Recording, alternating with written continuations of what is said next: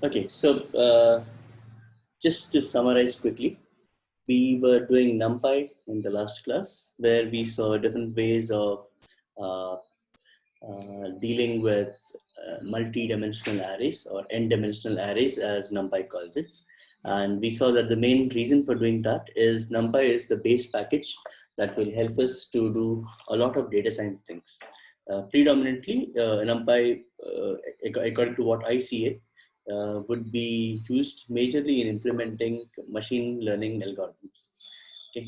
We also saw that NumPy is a base package that is used in many of the other data science packages, and they will be built upon it. Okay. We saw different operations of creating different ranks of arrays.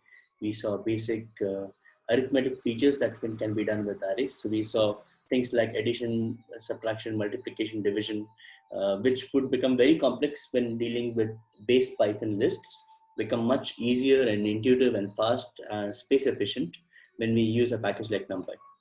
Okay. We also saw operations like broadcasting and vectorization with NumPy. Okay. And so we also saw a lot of similarities between how NumPy works and how MATLAB works. Okay, and we said that, okay, when we want to do something with numbers, with statistics, probability, or linear algebra, our best bet is it would be something that comes available with NumPy. Okay, so as I probably trying to portray till now, you must have got the idea that within Python, we have many things that are already that we get already as part of different packages. So our task would be to try and find out what is the solution for what, okay, and write as little code as possible. If we are just familiar with what different packages do, and let's say even if you're not familiar, if I have something to be written, my first approach should be to go out and see if there is already a function that does it or not. If there is already a function that does it and it is available online, it would be easier for me to use it because it is well documented, it is well tested, it avoids bugs and so on. Rather than rewriting the code, we may try and use someone else's work. And that is generally the way people work with Python. And because of that reason, it is so famous. Okay? What we're looking today in today's class is we are trying to look at another package for data science called as Pandas. Okay. So when you look at the commonly used packages for data science, 4 packages are very, very common. We have NumPy, we have Pandas, we have something called as Matplotlib, and we've got scikit-learn. So these are 4 commonly used packages for data science, and that is the reason we are also exploring it. Okay? We are exploring Pandas this class, and let's look at what Pandas offers us. Okay? So Pandas, this is what the symbol looks like, and Pandas is again a Python library for data analysis. So for all its processes, starting from data exploration to data cleaning and data transformation, you can use Pandas. So generally, when we start a new project for data science, you would see that you would, in the first few lines of code, you would first import packages. And by default, in any package, you can, in any data science project, you can import Pandas because that will definitely be used. Okay. So as you can see, it is used in all phases, okay, especially in the pre-processing part, from exploration, cleaning, and transformation. It is built upon NumPy and SciPy. So NumPy stands for numerical Python, SciPy stands for scientific Python. So these are 2 packages that work in the background on which Pandas is built. So we can say that Pandas is a high-level library that uses low-level packages like NumPy and SciPy, which again is built on Python to get things done. Okay. So many of the things we'll see, Pandas makes it so simple, and you would wonder how it would work out. And at the base, we would use fast packages like NumPy and SciPy to get things done. The key features of Pandas is, the primary feature that I think is very important is integrated indexing. So we'll see that Pandas would look very similar to what if you have worked with SQL. Okay. So SQL in the background or Excel in the background is something that Pandas seems to resonate with very much. Okay. And that comes with integrated indexing, and we'll see what this means. Okay. We can do a lot of descriptive statistics with pandas. So descriptive statistics like finding out the mean, max, mean, min, and mode, median, correlation, and different stuff we can do with descriptive statistics. So when we have a big database, data set, it can give us a lot of useful information about the data set, which helps us do exploration. Okay. Then we've got very useful functions for doing data pre-processing and feature engineering.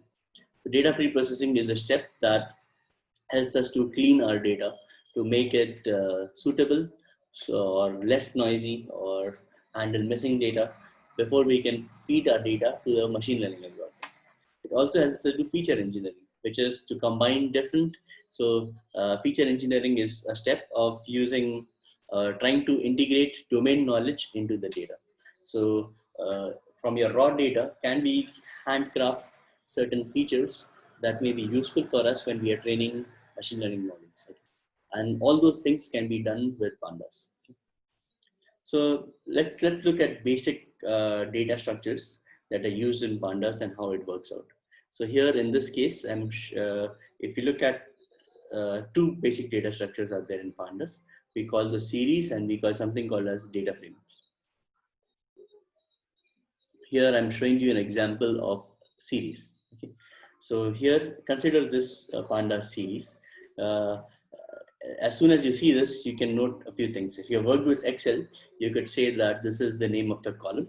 These are the different rows, and these are the values that correspond to those rows. So we could say that apples in row 0 is 3, apples in row 1 is 2, in row 2 is 0, and in row 3 is 1.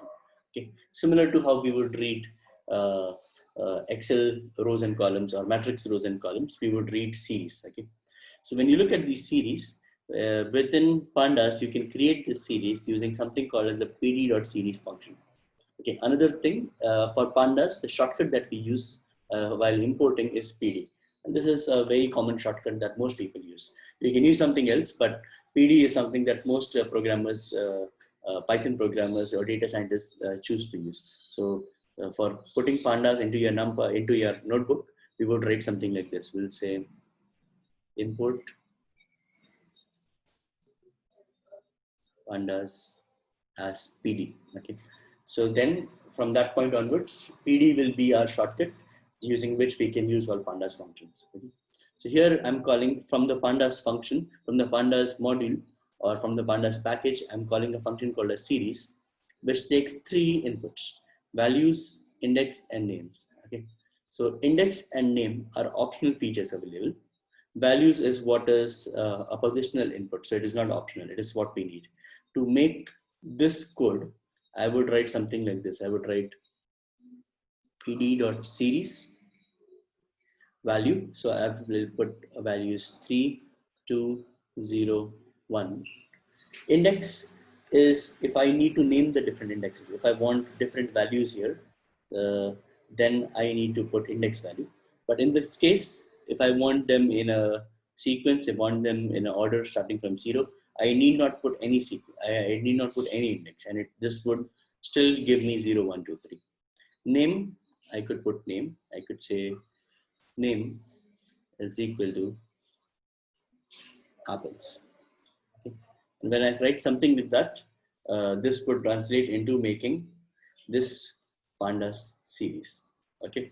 Now within this pandas series, I can access different elements of this series using either labels or using either indexes. Okay, we can do that using two functions: the LOC, which is the location function, or the ILOC, which is the index location, or ILOC, as we can call it. Okay, loc and ILOC. Okay. We'll look at how loc and ILOC works when we go into the notebook. Okay.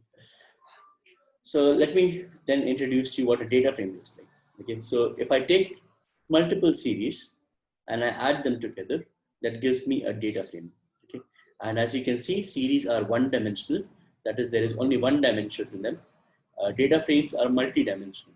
That is, I can have for the same rows, I can have multiple columns. So in this case, I have columns apples and oranges, and they are like a database. So someone tells me, okay, for index 0, how many oranges are there? So you can say, okay, 0 oranges, and I have 3 apples. For index 2, How many apples, how many oranges? So 0 apples, 7 oranges, and so on.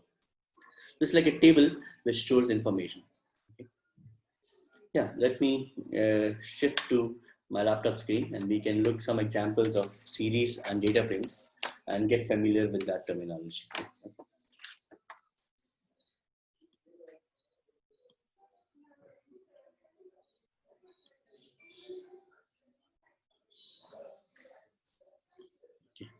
I hope you're able to see my screen. Okay, great. So let me go ahead. These are a few things that we'll look into within this lecture. So Pandas has basically two data structures, series and data frames. Let's look at an example of how to create a series. So in this case, just 1 second. Okay.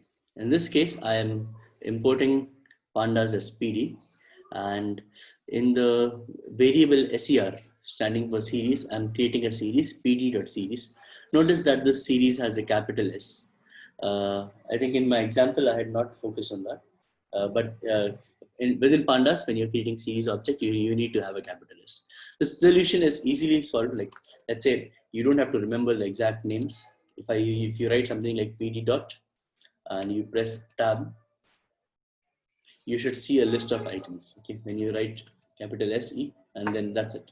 You press enter and you will get a command. If you're not getting this drop down, then probably you're not writing the right name. Okay. So here we are putting two things. You remember the first input is the values, the second input is the index, and the third input is the name. Okay, so in this case we are just putting values and index, and when you execute this and you see SER series, you can see that these are the values: 100, foo, 300, bar, 500, and these are the index. So at index Tom we have value 100, at index Bob we have value foo, Nancy 300, Dan, bar, Eric 500, and so on. Okay, I can access the index of this series by using something called as SER, the name of the series, dot index. And what Pandas does is Pandas allows me to see the different index names. So here are the index values, index names: Tom, Bob, Nancy, Dan, and Eric, which is this labels here. Using the location dot loc, I said that we can use label-based understanding or label-based indexing using loc, and index-based indexing using iloc, okay, or integer-based indexing using iloc. So in this case, labels are Nancy, for labels Nancy and Bob. If I try to fetch it using the dot loc function, okay, so this is not truly a function. It is actually a way of accessing element. You see, generally when we talk about functions, your functions will start and end with parentheses. So if you have a parenthesis in the start and parenthesis in the end, we know it's a function. Like here, series is a function because you're passing arguments within parentheses, open parentheses and close parentheses. Whereas when you look at location, loc, it is not a function. It is some data structure or some way of accessing data within the series, okay, which is given by these square brackets. So for the loc function, for the loc, yeah, I'm used to calling it function. Let's say from the loc data structure, we are trying to extract this list of labels. So here to loc, we are passing, we are putting in this list which has two labels, Nancy and Bob. And when you look at its answer, we can see that Nancy and Bob have been extracted in that order that we have mentioned here with their label and their values. Okay. We can also do it separately. We can also provide some notation or some identification numbers which will help us to extract elements. Okay, so here we are not using the loc function. We are directly using the series as a list kind of object. Okay, so we're saying for this series, extract this list of indexes, which is 4, 3, and 1. So if we number here from 0, 0, 1, 2, 3, 4, Eric is at 4. That is why we get Eric 500. Dan is at 3, so we get Dan and Bar. And Bob Foo is available at index 1, so we're able to get Bob and Foo. Okay. We can also specifically use index locations by using ser.iloc. Okay, so to this, if I just want the value, I want the value at index 2. So index 0, index 1, index 2 is Nancy. So we get this number as 300. Okay. So these are just different ways of accessing elements of a series using the dot lock, using directly from the series and trying to use it as a list, and the iloc. Okay. So 3 ways of getting elements of the series outside. We can also see if a value exists in a series or not. So in this case, if Bob in series, so we see that Bob is an index here, label of an index, and then we see is Bob available in series. We see true. Okay. Just write ser, you'll get the list of these elements. We can also multiply this series by 2. So when you multiply this series by 2, if it is a number, the number gets multiplied. That is, we have an arithmetic operation with a number. But if it is a string, we get duplication of a string as many times as a number is there. This is what we had already seen when we had seen strings.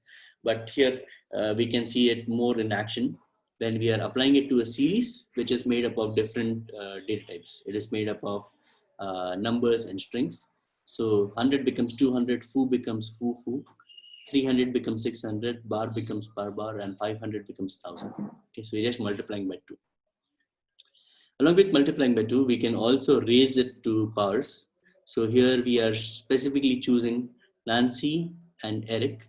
Nancy and Eric have values, let me go here, 300 and 500. So here, even though we have multiplied, we have not stored it, so we have not updated SCR. So Nancy remains 300 and Eric remains 500. When you take it square, we get 90,000 and, sorry, 90,000 and 250,000. So this is some basic operation on series. Let us look at an example of data frames. So in this case, we are creating, the data frames are two-dimensional labeled data structure. We are creating a dictionary here, and this dictionary contains 2 elements. The first element is having a key called 1 and a value that corresponds to a pandas series object. In the second element, we have the key as 2 and the value corresponding to a pandas series object. Okay. In the first case, the pandas series object has values 100, 200, and 300 with index, apple, ball, and clock. In the second case, we are having a series with values 111, 222, 333, 4444 with indexes as apple, ball, Cheryl, and Dancy. Okay. Now we can use this dictionary to create a data frame directly. We write something like pd.dataframed, like pd.series creates a series object, pd.dataframe creates a data frame object. Okay. To this data frame object, we are passing this dictionary d. Okay. And this data frame will be stored into the variable df.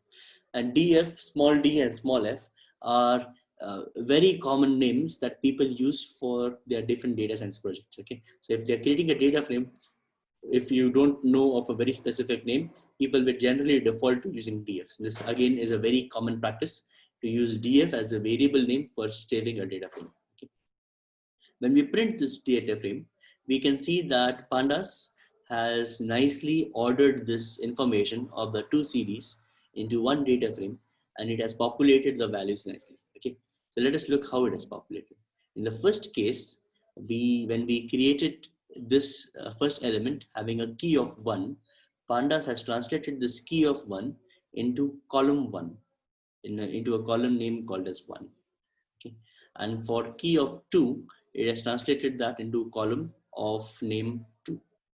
The different indexes that we see here, apple, ball, clock, pandas has made it as the label names for indexes, apple, ball, and clock, we can see here. And for apple, ball, Cheryl, and Dancy, we can see we have apple, ball, Cheryl, and Dancy. Okay.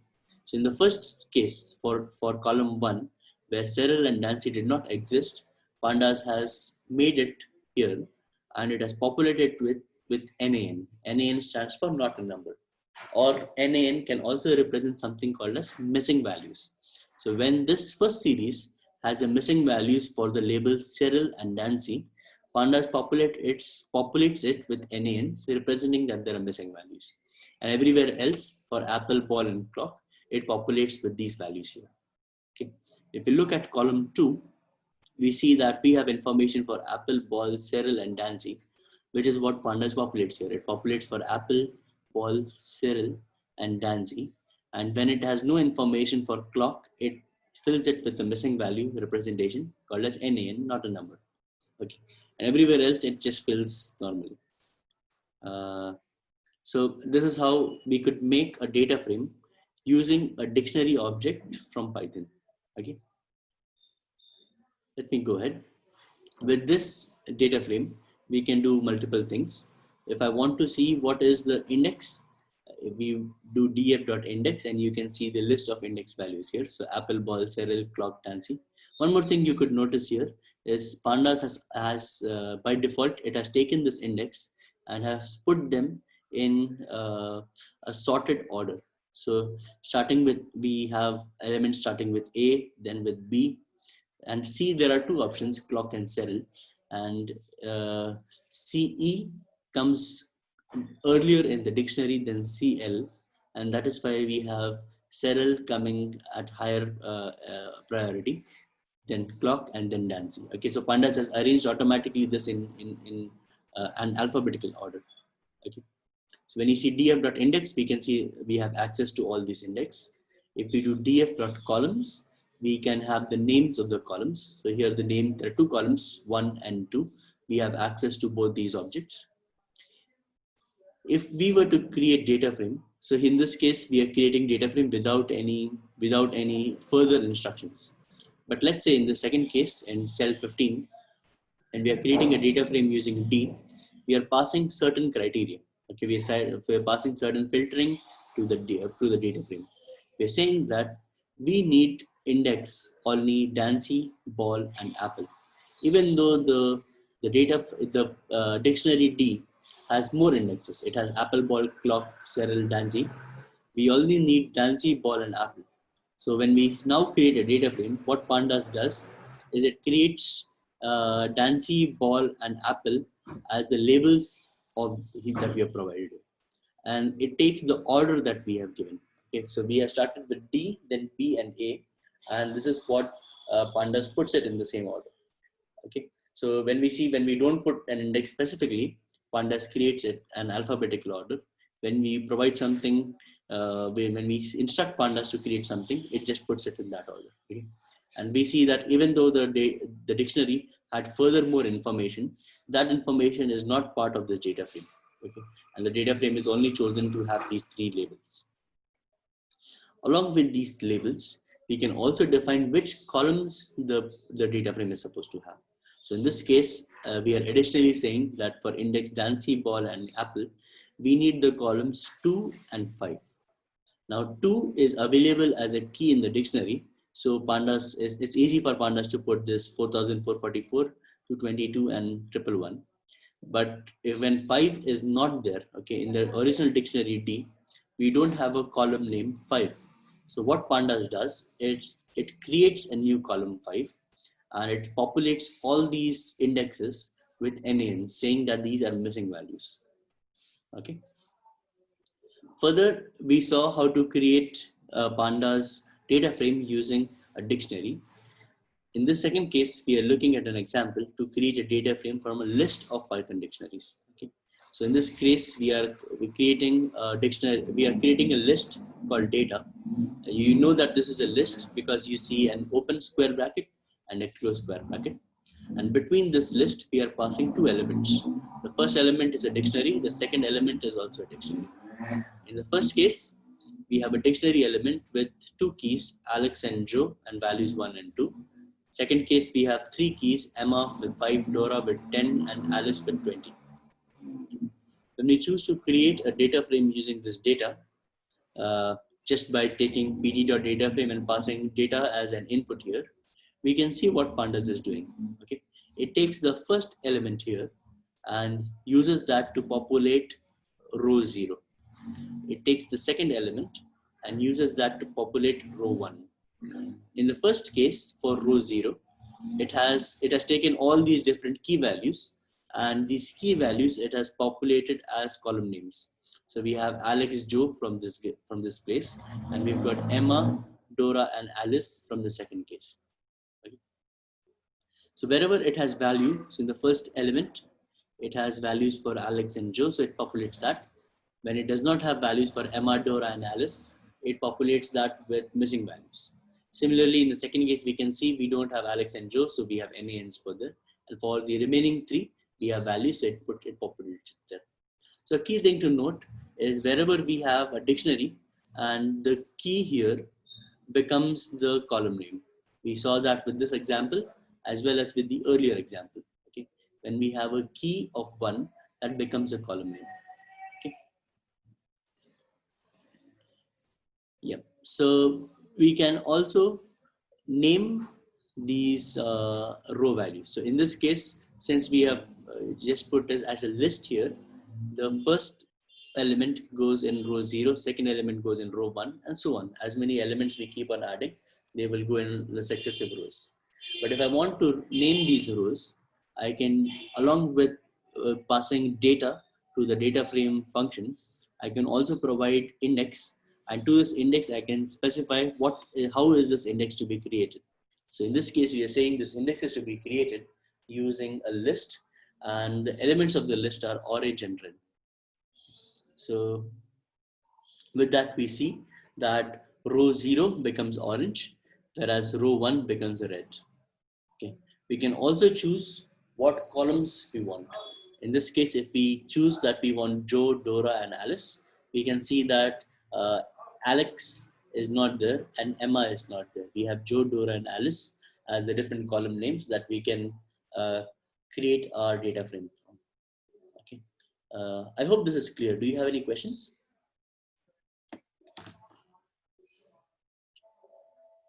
Okay, we'll shift back to our PPT and then go ahead.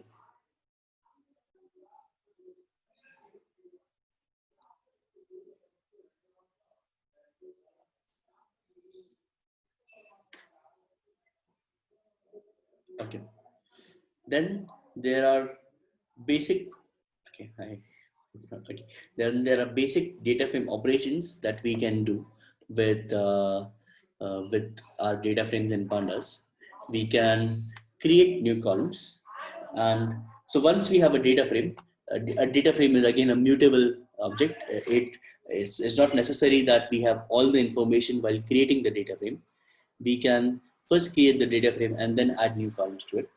The simple way of adding new columns, let's say we have data frame already called as df, and this df has the columns 1 and 2.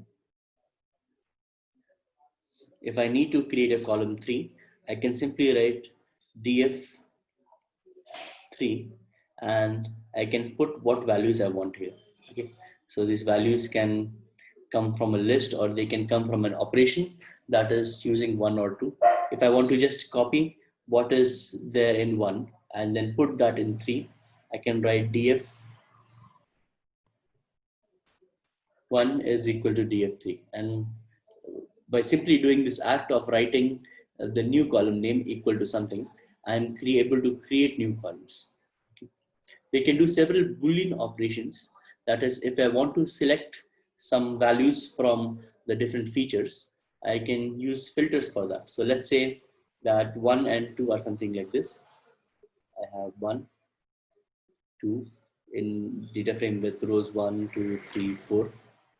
I have values like 5, 7, 3, 2, 9.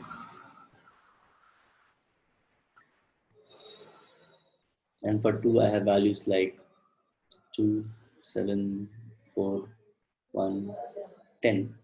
And let's say from the first column here, I want to select all variables which are greater than or equal to 5. I can simply write something like this. I can write df1 greater than equal to 5. And what this will return to me is it will return to me a series object because I am operating on one series. So if you see that df is the entire data frame, but when I choose df1, I'm talking about this object here. Okay. This object here is a series. So we see pandas data frames are made up from series objects. When we put the criteria greater than equal to 5, you would see something like this. You would see uh, true, true, false, false. Okay, so it would return to me a series of Boolean values which represent whether the individual values here, they satisfy this criteria or not. If they satisfy the criteria, we get a true. If they do not satisfy the criteria, we get a false. Okay. So using these Boolean operations, we can do filtering operations. Okay. You can select certain subsets from the data frame.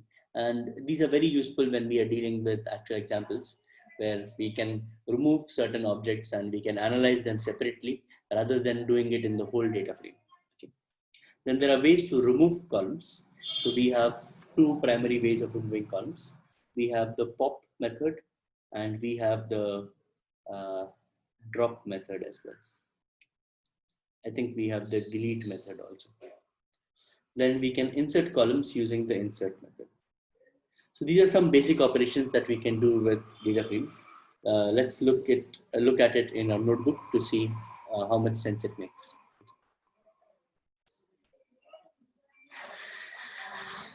So let's say we start with a data frame df with columns 1 and 2, and this is the same data frame that we had created initially.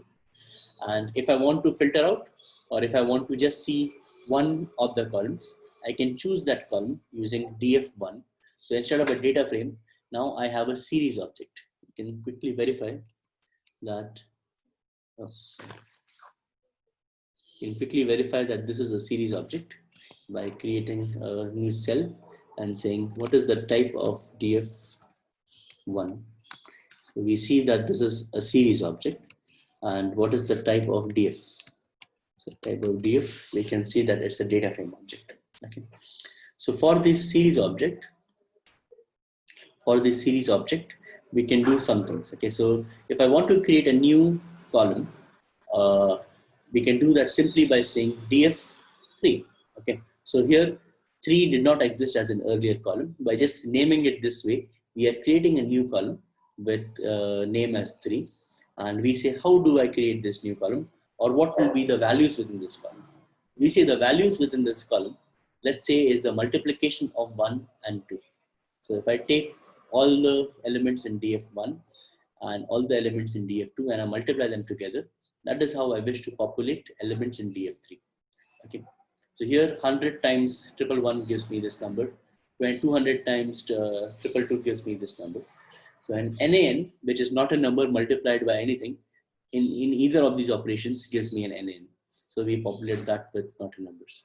And that is how we create a new column within our pandas data frame, existing data frame. We can also do some filtering, some Boolean operations. Okay, so here we are trying to use a relational operator. So we're saying df1 is greater than 250. So here, if you look at df1, what cases we have greater than 250? So this is false, false. NaN, we cannot compare NaN with anything. So again, this is false.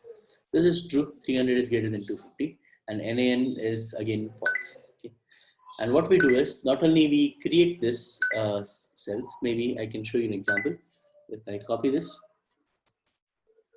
and I just run this part, what I get is I get a series object, and the series object has the same labels and it has these values of Boolean values. Okay, you can verify this is series by saying type of this, and we see this is series object. Okay. Now we are taking this series object and we are adding it to a different name. In the same data frame df, we are writing it with the name flag. Now since flag did not already exist, it creates a new column called as flag and populates it with these Boolean values. Okay, so we can see we have false, false, false, true and false. Now we can remove data frame objects by using the .pop function. And if you remember from our earlier classes of doing lists or dictionaries or sets, the .pop function does two things. It removes this value and sends that as a return value that we can capture in something else. At the same time of copying into a different variable, it actually removes it from the main database as well. Okay, so main data type as well. So in this case, when we do df.pop3, the 3 column here comes out as a series into this variable 3. We can verify that by printing 3, and we can see that, okay, it's a series object with these values. Okay. And when you look at df, you can see now df does not have the column 3. Okay, the column 3 is taken out and we have only 1, 2, and flag. Another way of deleting, so this has in effect resulted in deleting the column from df while at the same time capturing it to a different variable. If I simply want to delete a column without capturing it, I can do delete del, short for delete, space df2. And here we are taking the we are taking the column name 2 and removing that from the df. Okay, so after executing this, we can see df as only 1 and flag. If I want to insert a column, so we saw how to create a new column, and generally when you create a new column, it comes as the last column in the data frame. Okay, but if you want to insert something in between, we can use the insert function. So in this case, we are using df.insert function, to which we are providing 3 inputs. The first input is the location where we want to insert. So in this case, when I put 2, location again for columns is also 0 indexed. So location 0 is this column name 1. Location 1 is a column name flag. Location 2 is what we get out after this. Okay? So at location 2, we are putting second argument as the name of the column. In this case, we are putting the name as copy of 1. Okay, so copy of 1 is the name that will be used for this column. And then what do we put as values? So we are using df1 as values. So from the same data frame df, the 1 column, the column with the name 1 is the input that we provide here, and that is why we get this copy of 1. Okay. Now we can also create, or we can also drag subsets, or we can fetch different subsets of different columns. So when you take df1, so this is our df1, to which we are providing this extra indexing. So we can look at df1. Probably one way to look at it would be a multi-dimensional array. So you would say that this df1 has a dimension called as 1 and another dimension called as different rows. So we are fetching the column 1, and for which we are fetching these rows. So if you look at these rows, colon 2, so this is the same kind of indexing that we have seen earlier with lists and other places. So colon means there needs to be something here, and when nothing is available as a start point, the default start point is 0. Okay, so writing 0 or not writing 0 would effectively give us from starting from index 0. So starting from index 0 till index 2. So within pandas, you may have noticed till now that this 2 will actually fetch us 1 less than this number. So it's still 1. Okay, so index 0 and index 1. So index 0 and index 1 is basically this 100 and 200 for column 1. Okay, so we are taking that value and we are populating this into this column. So we are creating a new column called as 1 upper half. Okay, and to this new column we are populating these values. We can see that when we do that, it creates a new column called as 1 upper half, and it takes values of index 0 and index 1 and copies it. And since it does not have anything else here, when we create a new column, it cannot just make it for these 2 elements. It has to populate the entire, for all the rows. And when we don't have information for the other rows, we populate it with missing numbers. Okay. Is this clear so far?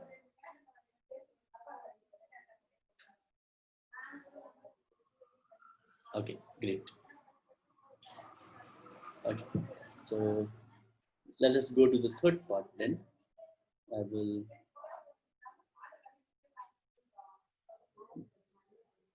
just one second.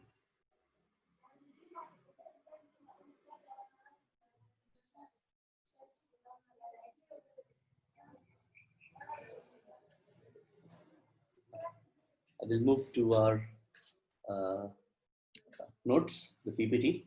We will see how to read different data sets. Okay, to read different data sets, a very commonly used file is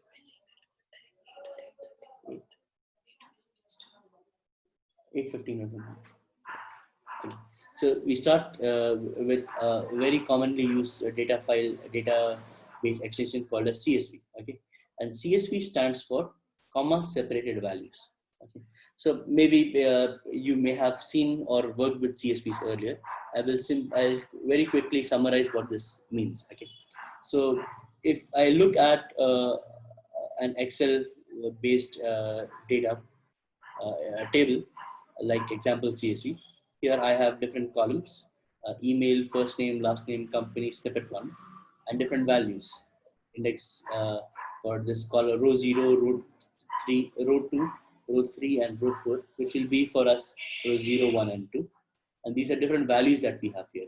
Example 1 at domain.com. First name is John, last name is Smith.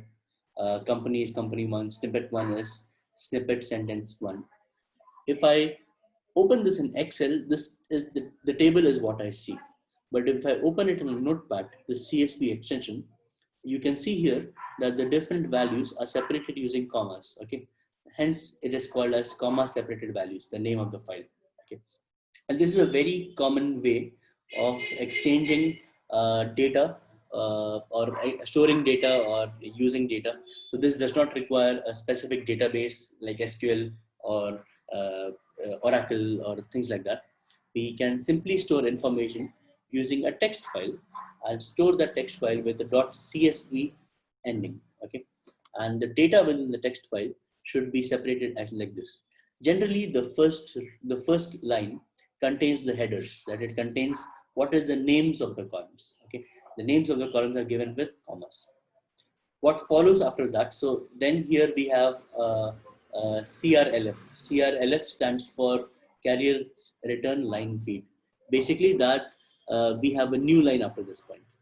So, and the new line in the next row, we have data that populates these columns. Okay, so here in the first case, if we had 1, 2, 3, 4, 5 values separated with 4 commas, for each row we should have as many columns. Okay, we should have as many commas, so 4 commas in each row separated by 5 values. Let's say some data is missing, let's say this Mary information is missing, still we need to put 2 empty commas and then put it. The commas is what tells us each value will go to which column and so on. Okay, so this is what a CSV file looks like. And this is a very common for data scientists. And in many of our examples, we will see that our data sets will come as CSV files.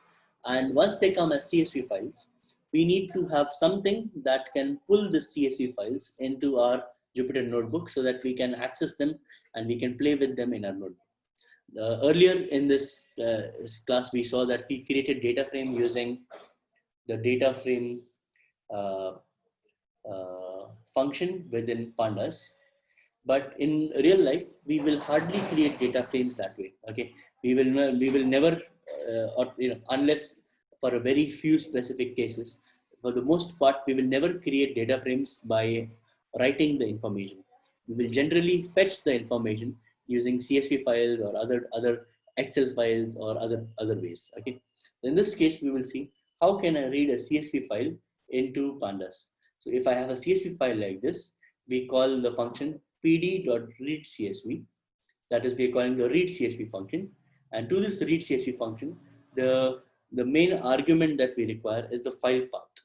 What is the file location for this file? Okay, and that will be the input that we provide to read CSV. When we do that, this will generate to us a data frame. Okay. Now we can also provide certain more information while creating this data frame. So along with read CSV, you can provide separator. So separator is something that tells you how these values are separated. So by default, the separator is a comma, and that is generally the separator that is used for creating CSV files. But there are cases where we see that CSV files are also using separators like colon or hyphen semicolon or hyphen or colon. And in those cases, we can ourselves define what separator has to be used. So if you have worked with Excel, you may know that when you provide a series of strings to Excel, you can choose to separate those strings into different columns based on different delimiters. The delimiters can be spaces or it can be different values. So you can use a tab, you can use spaces, you can use other things to separate the different values. Okay, so this separator can be imagined as something like this for pandas. We have use calls. Use calls helps us to choose, okay, maybe our CSV has all these columns, email, first name, last name, company, snippet. If I just want to create a data frame with email and company, I can provide that information in use calls as a list of uh, strings. Okay, I can say use call with email and company. Okay. And when I do that, it will only use those two columns to create the data frame. I can say where the header is, okay, or if header is present or not. Header means the first line here, okay. If I say header is true or header is present, then it says it will take this first column and use this first column as names for my data frame, okay. But let's say sometimes this header is not available and we just have values. Then if we say header is true, it will take the first row, which is of values, and use that as column names. And sometimes we don't want that. When we don't want that, we can say that header is false, and then it will use default header names of 0, 1, 2, 3, and 4, and our data will be intact. We can also use skip rows. So sometimes CSV files, within the CSV file, some people may write some documentation or some few lines of explanation description in the first line of the CSV. So they may write something like, this file is collected by a survey done on this day, or it was collected together by this person name, or so on. And those information may not fit into our columns information data. So we can use skip rows to identify how many rows of information we are skipping, how many lines we are skipping before we actually start reading. And there are many other features available. So let's go back to our notebook and see how we can use these ideas.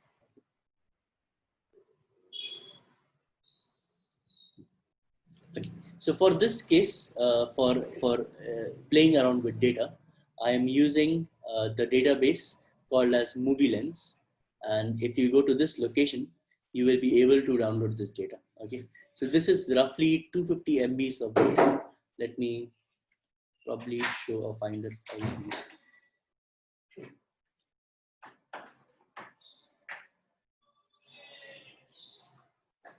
Okay. So this Movie Lens data is, when I extract the zip file, it comes to around 720 MBs. But if you download the zip file, it will be around 250 MBs. Because it's such a huge file, I have not added this into our Google Classroom, but I have provided the link here. So you can go to this link.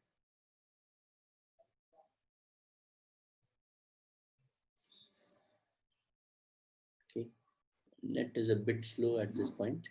So when you go to this link, there will be a place where you can download it. It will be, the download will be called as ml-20m.zip. Okay. So you can download this zip file, and once you've downloaded it, you can extract it in the same folder. So in my case, this is the folder in which I have the notebook for pandas, introduction to pandas.ipynb, and within the same folder, I have extracted this folder called as Movie Lens, which has the 3 different CSVs and some README text that we'll be using for our demonstration here. Okay.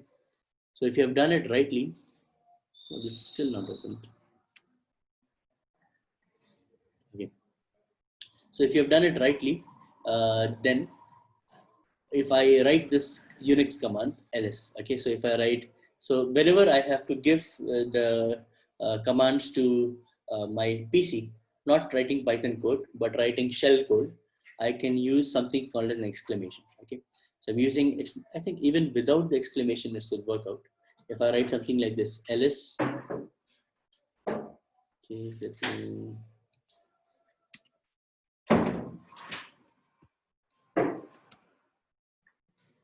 no, so it will not work out without the exclamation. If you put with the exclamation ls, it will give you the list of files in the present folder. Okay, so in my present folder where I'm reading this notebook from, I have these files available. Okay, so if you look at in the blue color is the files which are actually folders, and within this folders, if I want to see what is there inside movie lens, it gives me that within the movie lens folder, we have these files available. Okay, so we have a readme.txt file, we have movies.csv, ratings.csv, and tags.csv. Let me check. Okay, here it has loaded the link. When you go to this link, there is a file here, ml25m. So I think here I had talked about 20m. Probably they have updated the data set. Okay, so instead of 25m stands for 250 MBs probably, or 25 million ratings. The 25 million ratings. I'm using an older database with 20 million ratings, and that should be fine. For in our case, we are. Oh, or you can go here and download this one. Probably this is the data set that I'm using. Okay, so go down the list, movie lens, 20 million data set, and you click on this link, and it should download a file of 190 MBs. Once you have that file, you can extract it into the folder, and you can, then from then onwards you can follow. So for this files, we know there is a movie CSV. If I want to read the CSV file into pandas, I can call the pd.read CSV function. And the first location, the first argument we pass is the file path. So I say that the file path dot represents current folder, dot slash, in the current folder, I have a folder called as movie lens, slash the name of the file called as movies.csv. Okay, all of this will go into single quotes. So we have provided the path. We are also providing specifically that the separator we'll be using is comma. Even if we don't use this, it is fine. I'm just putting it here for, for explaining how things work out. If we don't use this, the default separator is always comma. Okay. So when you write this instruction, what pandas will do, it will read through this comma separated values, and it will create a data frame and will store the data frame in this value, in this variable called as movies. I can verify that this is a data frame by printing the type of movies. So when I say print type movies, I can see that this is a class of from the pandas called as data frame. Okay. Now for this data frame, I can, so this has so much data. Okay. I just, if I run through, if I print all of it, my screen will get populated. In fact, pandas will not allow me to print all of it in the node. I use something called as the head function. So movies.head15 helps me to see the first 15 rows of this data set. Okay, so when I read the movies.csv and put it into movies, and I see movies.head with 15 values. So let me probably make it less. Let me put 5 and I execute this again. So I can see the first 5 rows of this head. When I don't provide any information, by default, it gives me the first 5 rows. And if I provide some number, let's say 10, it will give me the first 10 rows. Okay. So just by putting this data frame, we can now see that there are 3 columns within this data frame. We have a column called as movie ID. That is, each row will be given a unique ID. Generally, when we say movie ID, ID represents that there will be a unique identification for each row. Then we have a column called as title, which is the name of the movie. Along with the name, it also gives us the year of the movie. Okay, so this is one string object which follows by name, and then within parentheses we have the year in which the movie was released. So Toy Story was released in 1995, Sabrina was released in 1995, and so on. Then we have another column called as genres, and we have the different genres of this movie, and they are, this is again one string value, and this string value has a separator called as the pipe, or you may remember as the OR operation in many languages. And this pipe is being used to put several different tags of genres. So we can see that Toy Story is an adventure, animation, children, comedy, fantasy genre movie. Okay, and so on. This is what our data set looks like. Okay, and after we have got our data set into pandas, we can do several operations. Okay, so head 10 we saw gives us the first 10 values. Simply using head will give us the first 5 rows. Okay, and pandas neatly puts this rows into a Excel kind of structure. You can see that they are uh, having some formatting. So it is not just normal text that is printed, but along with text that is printed, we can see that you have some highlighting, so dark gray and then just white, differentiating the different rows and having a neat border like this to differentiate uh, that this is a table and so on. There are other data sets also. We will import all of this into pandas. We are calling the tag CSV. And when we read the tag CSV, we can see this is a table which is having user ID, movie ID, tag, and timestamp as our column names. Okay, so you can quickly see that this movie ID represents this movie ID that we have here. So here for the, if you go down, keep going down, for the movie ID 260, some name of the movie. So if I want to see what name was there, I can say, okay, let me go to movies dot iloc and 260. Okay, so when I run this, oh, this is actually movie ID 263. Probably I have to put movie ID. So there may be some missing values. Let me put 257. So 257 gives me the movie ID of 260.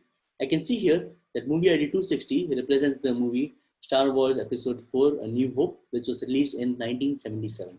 Okay. So for this movie ID, we have a user ID. So there was a user named 3 or a user with ID 3 who has tagged this movie as classic. Okay. So this movie Star Wars Epic, user 3 has said that this is a classic movie, and we have a timestamp when this survey was taken. So basically, when you look at this data, it is basically survey data that different users have given tags, or at least in the tags CSV, different users for different movies have given certain tags at different timestamps. Okay, so user 3 has said movie 260 is a classic tag. User 3 has also said the movie ID 260 is a sci-fi tag.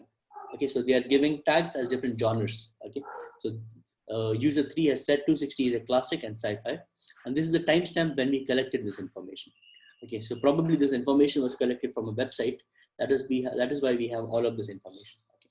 We'll look at what timestamp is later in this exploration of pandas. Okay.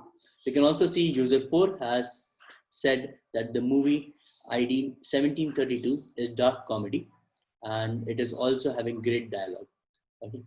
And user 4 has also said that another movie, movie with movie ID 7569 is the tag is so bad it's good. Okay, it's a unique genre that this user 4 is trying to categorize this into. So this is the tags data set, and then along with the tag CSV, we have the rating CSV. And to this rating CSV, we are also fetching the CSV. We are saying the separator is comma, and we have given past dates as timestamp. Okay, so we are saying that this information. Okay, probably we'll skip this for now. We'll see this later on what this means. Okay, and when you look at the ratings data, we again see different user IDs have rated different movies, and they have given some rating. So user ID 1 for movie 296, 306, 307, 665 has given these ratings. Okay, 5, 3.5, 5, 5, 3.5, and so on. And we also have the timestamp of when this was collected. Okay. So these are the 3 data sets that we'll be working with in our exploration of pandas. And we are just using these data sets as examples of doing or exploring what pandas can do, what pandas cannot do. Okay.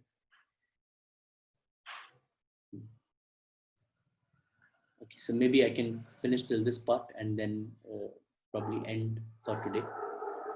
So for our current analysis, what we'll do is we will remove timestamp And later, this will be, I think, point 9 that we will be discussing on what timestamps are and how we can use timestamps to extract from this number, how we can extract year and month and day and time. Okay, so for now we are not using that, and we see that we have two data sets, two data frames, ratings and tags. They have timestamp, so we'll remove that out. So we saw earlier how to delete columns. We can use that idea here. We can say delete from ratings the timestamp column, and it will delete it. We'll say delete from tags timestamp, and it will delete it. So now when we see ratings.head, we just have user ID, movie ID, and rating. We don't have any column called as timestamp. Similarly, for tags.head, we see we have user ID, movie ID, and tag. We don't have any timestamp. Okay. If I look at movies data frame and just write movies, we can see there's this data frame. We can see the first 5 columns. Then Panda skips all the other first 5 rows. It skips all the other rows and it gives us the last 5 rows. We can see that this data has 62,422 rows. And when we look at tags, we have the first 5 tags and the last 5 tags. So we see that there are lot many more tags than there are movies. The tags are different user IDs for different movies have different tags. So this is the number that we have, which is 93,000, 10,93,360 values. Okay. Then a ratings dataset. Ratings dataset again has the top 5 and the bottom 5, and this has so many. Okay, what is this? Hundreds, thousands, 10,000, lakh, 10 lakh. So 2 crores, 50 lakh, 95 different rows. Okay. So we'll be dealing with this different data, and we'll do different things here. We'll do descriptive statistics, we'll do other things. Probably we can start this in our next class. Okay, is that fine with everyone? We can stop here for today. So before ending, do you have any questions? Is all of this clear so far? Okay, great.